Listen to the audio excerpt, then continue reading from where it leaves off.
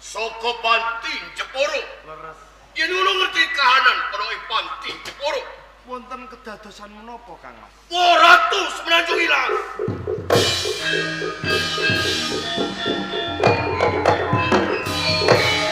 Kang Mas Penangsang.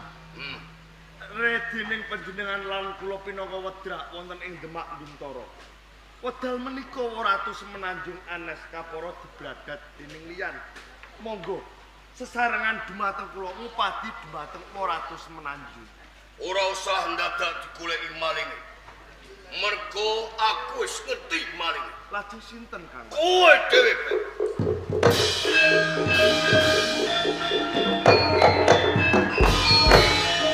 Wonten dalem sewu saderengipun ngantos panjenengan dakwa dumateng kula. Kanthi dasar menapa? Mergo Ratu Semenanjung ngasta layang Partisara.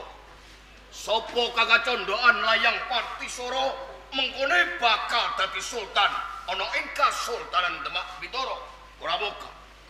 Yen kowe milih dadi sultan ana ing Kasultanan Demak Bintara, Sakgluguting kolang-kaling rambut pinara sewu boten wonten seratan manah kula. Kula kepengin jumeneng sultan wonten ing Demak Bintara. gedung kang jero kae bisa dijajaki.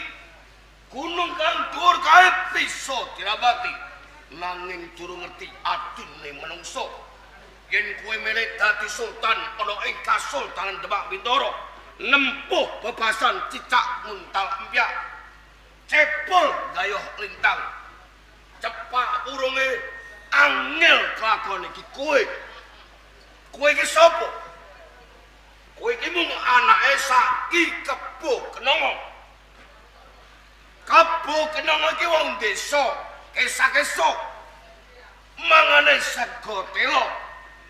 Yen turu gelaran kloso ngidak lemah keblegong telok. Iki wong tuamu. Apa pegaweane wong tuamu? Nyunggi kranjang, nyengklang arit, ngetutke buntute lugu. Iki wong tuamu ning beda. Beda yen Penangsang. Menawi panjenengan kados pundi Kang Mas Penangsang? Penangsang putrane Romo Hadipati Suryawiyata. Sapa Romo Suryawiyata? Putrane Eyang Babah Patah. Cetha Penangsang Turastus ana ing Kasultanan Demak Bintara. Ngerti ora? Menawi kados ngaten panjenengan boten ngertos sinten sejatosipun karebet. Monggo sarengan dumateng kula. Buka lembaranipun sejarah ingkang sampun kawri. Nalika Praja Majapahit tasih kencar-kencar pindho gayuh kencana rukmi dipun asta Sang Prabu Brawijaya gadah turun kalih Ismayawati lan Ismaya Sekar. Ismaya Sekar kadhaupaken dening Jaka Sengara, nggih Bajul Sengara. Kapara mapan wonten ing bumi Pengging. Katelah Pengging sepuh Handayaningrat.